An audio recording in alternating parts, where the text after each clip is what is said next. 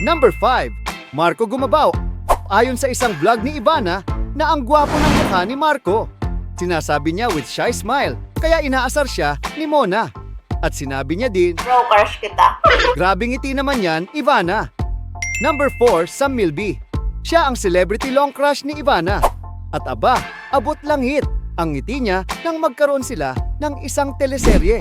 Literal na dream come true ito para kay Ivana. Number 3, Paulo Abilino. Inamin ni Ivana na crush niya ito nung si Paulo ang naging producer ng Sitsit. At napaka-unexpected dahil nagkaroon sila ng collab vlog. Makikita mo doon gaano kakalmado at kabait ang isang Paulo Abilino. Number 2, Joshua Garcia. Hindi maitago ang kilig ni Ivana nang batiin siya nito ng happy birthday. At kikiligin din kayo dahil may upcoming teleserye sila ngayon. Sabi nga ng iba ay nice pair sila dalawa, kaya naman sobra talaga excitement ng netizens. Uy, sana all! Number 1, Coco Martin, ang number 1 crush ng Pantasya ng Bayan.